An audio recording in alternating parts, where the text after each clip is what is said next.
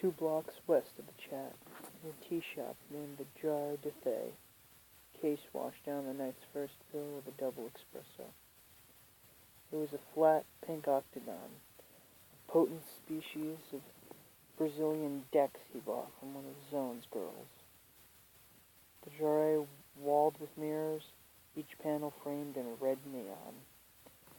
At first, finding himself alone in Chiba with a little money and less hope of finding a cure, he'd gone into a kind of terminal overdrive, hustling fresh capital with a cold intensity that he had seemed to belong to someone else.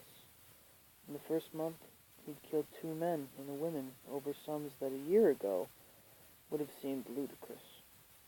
Nancy wore him down until the street itself came to seem the externalization of some death wish, some secret poison he hadn't known he carried. Night City was like a deranged experiment in social Darwinism, designed by a bored researcher who kept one thumb permanently on the fast-forward button. Stop hustling, and you sank without a trace. Move a little too swiftly, and you'd break the fragile surface tension of the black market. Either way, you were gone, with nothing left of this but some vague memory in the mind of a fixture like rats, though heart or lungs or kidney might survive in the service of some stranger from New Yen from the clinic tanks. Biz here was a constant, sublime hum, the death that accepted punishment for laziness, carelessness, lack of grace, the failure to heed the demands of an intricate protocol. Alone at a table in the Jarre de Thay, the octagon coming on, pinheads of sweat starting from his palms, suddenly aware of each tingling hair on his arms and chest, Case knew that at some point he'd started to play a game with himself, a very ancient one that had no name, a final solitaire. He no longer carried a weapon, no longer took the basic precautions. He ran the fastest, loosest deals on the street, and he had a reputation for being able to get whatever he wanted. A part of him knew that the arc of his self-destruction was glaringly obvious to his customers, who grew steadily fewer, but the same part of him basked in the knowledge that it was only a matter of time, and that was part of him, smug in the exception of his death, that most hated the thought of Linda Lee. He'd found her one rainy night, in an arcade, under bright ghosts burning through a blue blaze of cigarette smoke, holograms of Wizard's Castle, Tank War Europa, the New York skyline, and now he remembered her that way, her face bathed in restless laser light, features reduced to a code, her cheekbones flaring scarlet as Wizard's Castle burned, forehead drenched with azure when Munich fell to the tank war, mouth touched with hot gold as the gliding cursor struck sparks from the wall of a skyscraper canyon. He was riding high that night, with a brick of wages ketamite in his way to Yakoma and the money already in his pocket. He'd come in and out of the warm rain that sizzled across the Nincy pavement, and somehow she'd been singled out for him, one face out of the dozens who stood at the consoles, lost in the game she played. The expression on her face then had been one that he'd seen hours later, on her sleeping face in a portside coffin, her upper lip like the line children draw to represent a bird in flight. Crossing the arcade to stand beside her, high on the deal he'd made, he saw her glance up, gray eyes rimmed with a smudge of black paint stick, eyes of some animal pinned in the headlights of an oncoming vehicle. Their night together stretching into a morning, into tickets at the hoverport, and his first trip to the bay.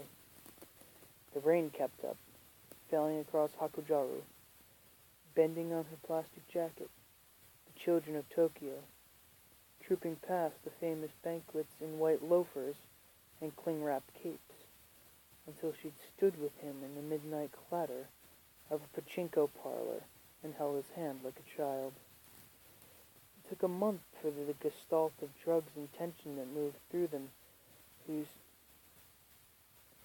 took a month for the gestalt of drugs and tension he moved through to Turn those perpetually staring eyes into the wells of reflective need. He'd watched her personality fragment, caving like an iceberg.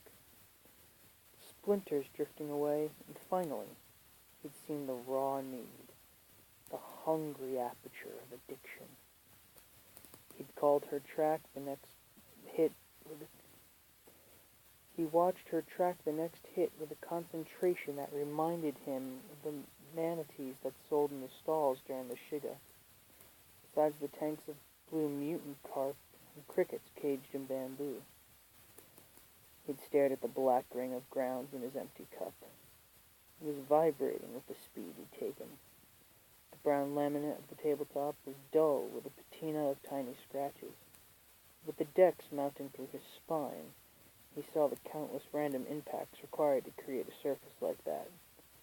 The jarret was decorated in a dated, nameless style from the previous century, an uneasy blend of Japanese traditional and pale Milanese plastics. But everything seemed to wear a subtle film, as though the bad nerves of a million customers had somehow attacked the mirrors and the once glossy plastics, leaving each surface fogged with something that could never be wiped away. "Hey, Case. Good buddy." He looked up, met gray eyes, ringed with black paint stick.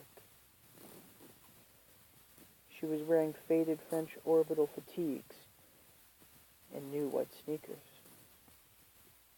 "Been looking for you, man." She took a seat opposite him, her elbows on the table.